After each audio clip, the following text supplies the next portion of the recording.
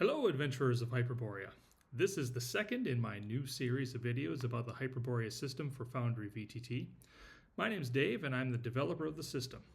For this video, we'll be creating a new monster and talking about a bunch of important monster and NPC features as we go through the process.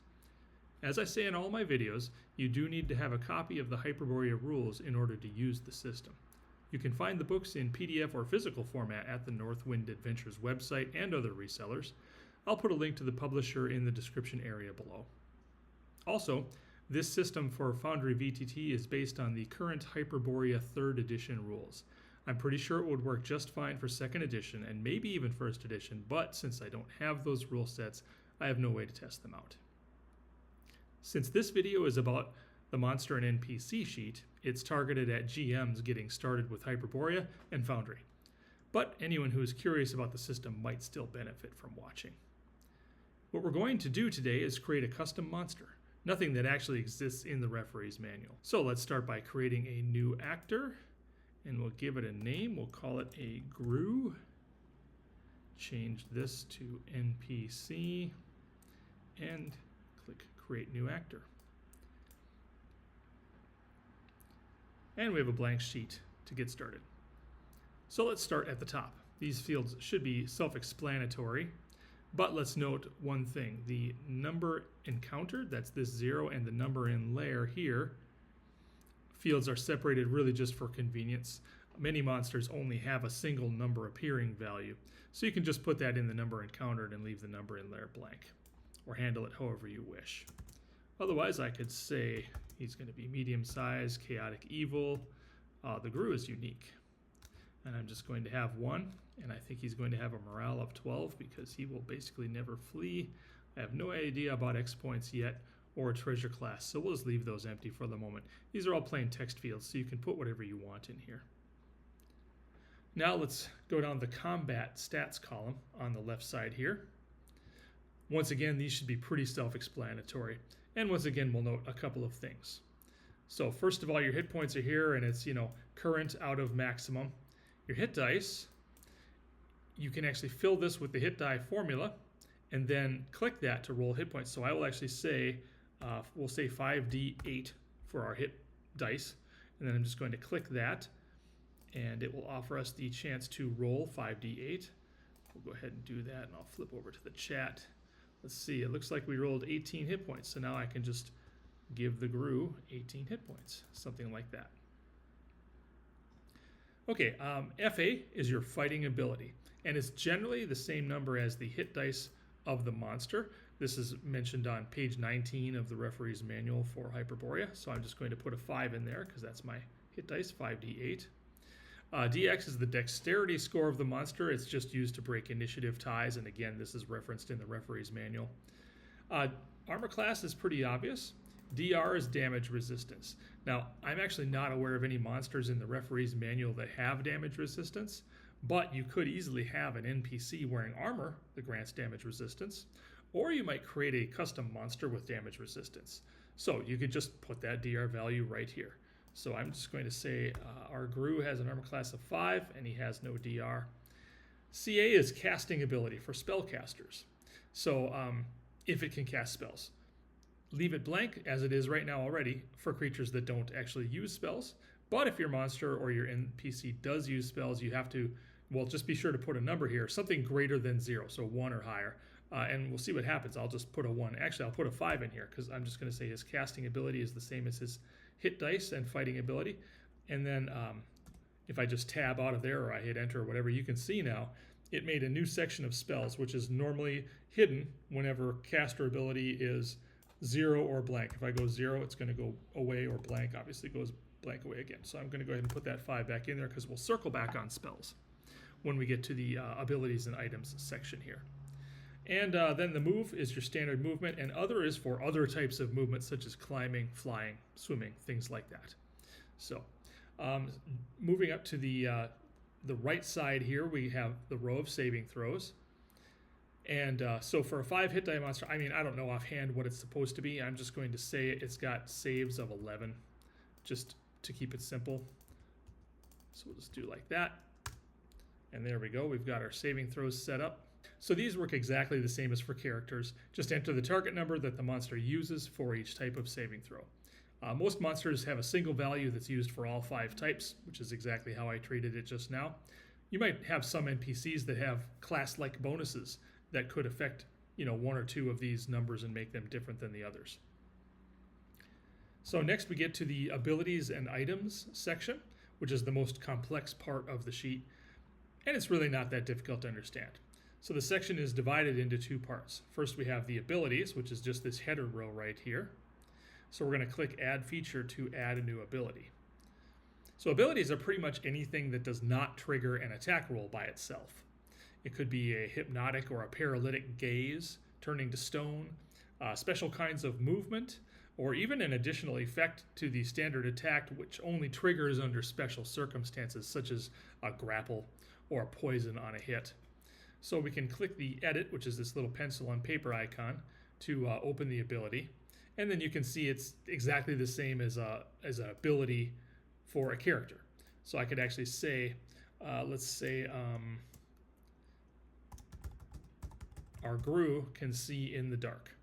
So let's see, can see in the dark as well as during the daytime.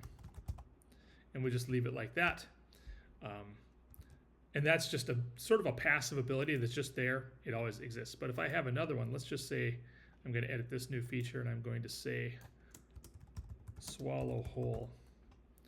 Now this is going to be based on an existing or on a successful attack. So I'll say on a successful bite attack while in complete darkness, the Gru can swallow its prey whole.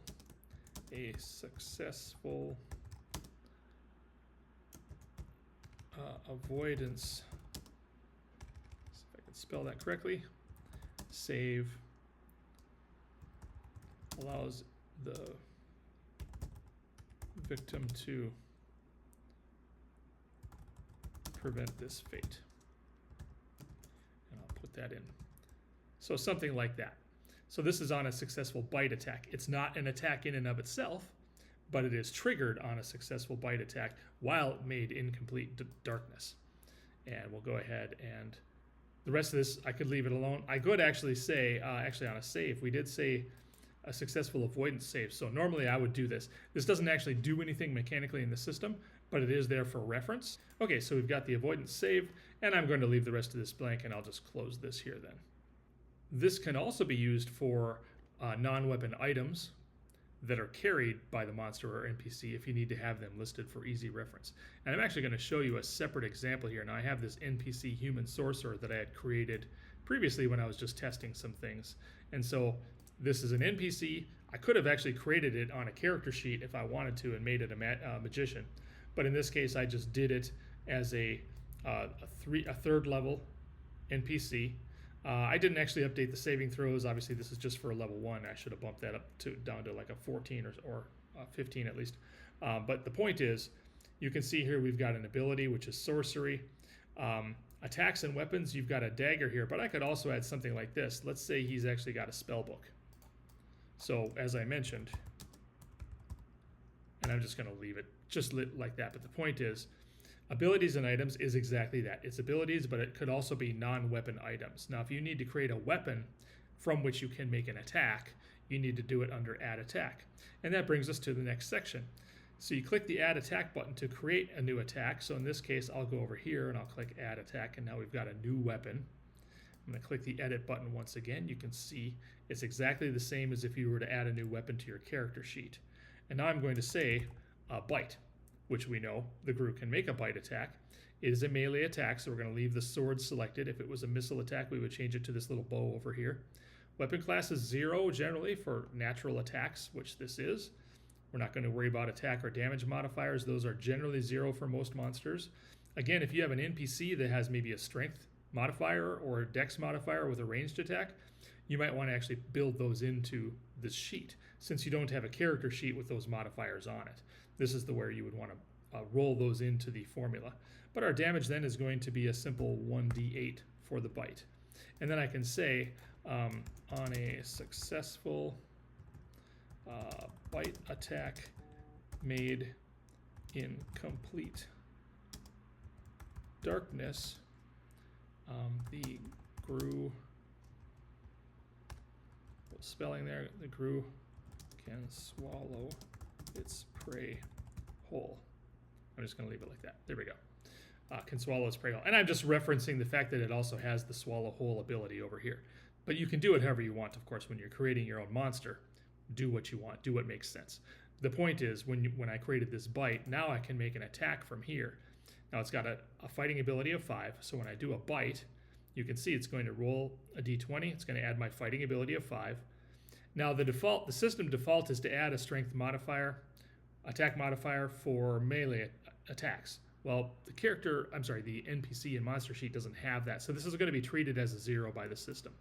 And if you have an item modifier, which I was just showing you with this here with the dagger, if I put an attack modifier here, that's what that item attack modifier would be when you're looking at that here. And if I do an attack, you'll see I don't have anything targeted, of course, so it's just going to calculate what AC do I hit, and I hit AC -3, and it just rolls out a standard formula, just like it does from the character sheet with an attack. And of course, it also rolls damage, so it rolled a d8, and it gets 6 points of damage, and it would have also added the damage modifier if I had one. So after creating the bite attack, I could also add a ranged attack. Let's say he's got a tail that can shoot spikes out of it. So I can just say tail spikes, and I can change that to a missile attack. And I can say maybe the damage is 1d6 or something like that. And we'll just say, we'll say the grue's tail has 12 spikes that it can launch at a target, 1 spike per round. Very simple. And it's set up as missile, so we can do that. And once again, I can just make a standard attack. I'll just cancel it, but you get the idea. So there it is. Let's see. So that's basically how your attacks and weapons work. They can be a dagger, like this type of weapon, or they could be natural attacks for a monster, whatever they need to be for rolling attacks. If your monster or NPC can use spells, then, as I mentioned, you have to give it a casting ability, like I gave it 5, and then I have all these spells listed here. And then what you can do is, if you have the compendium, which I realize has not been released as of the recording of this video, I have the compendium in beta development. So I can drag spells from the compendium right onto the character sheet, or in this case, right onto the NPC sheet. Just like with the character sheet, you just drag your spells onto there and they appear in the appropriate level section. But if you don't have the compendium, we'll just add a level 1 spell as an example, and I'll just click the edit button, and now I can say something like, maybe the grue can use acid arrow for whatever reason. And I don't remember offhand what the range is, but I could put like 60 feet, and I could say instantaneous, and number affected is 1 target. There's no saving throw. It does have an attack roll, and its damage is going to be 1d8. As I recall, it's plus, I can't do the math here, 2 plus 1d4 acid, I believe. And then I could paste in the acid arrow spell description right here. I'll just say this for now, it doesn't really matter. But there I've got the spell added then, and now I've got it there. And because it is set up as an attack roll, it'll make the attack roll. If it was a light spell, I've talked about this before, but if I just add a simple one, and now I can say, in fact, let's not say light, let's say darkness. Now I don't remember offhand what level darkness is, but I'm just going to leave it. Actually, I'm going to make it level 2. We'll just do that. And you may have seen behind there, it just jumped from level 1 to level 2 because I updated the 2 here.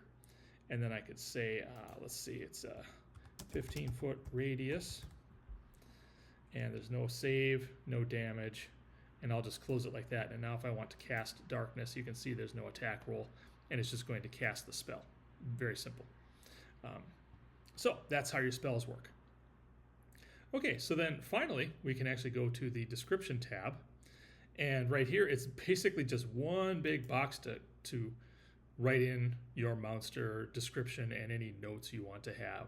And if you didn't see what I did there, I'll just do this. You just mouse over this area, you get this edit button over here, click that, and then you can, and this is, you know, a rich text, so I can do all sorts of formatting in here, bold, italics, you can do bullets, all sorts of things. And then when you're done, you can just Command S on a Mac or Control S in Windows to save it, and you're done.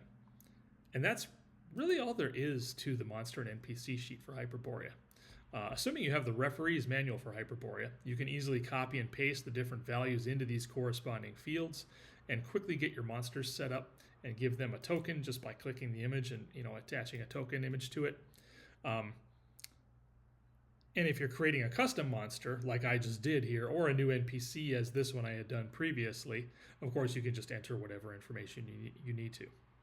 Anyway, I hope this helps you get started using the system and makes things a bit easier to understand as you're creating monsters for your game. And just be aware there will be more videos to come later on as we cover the different kinds of item sheets as well as combat and spellcasting in greater depth. So be sure to check back soon to learn more about the Hyperborea system for Foundry VTT.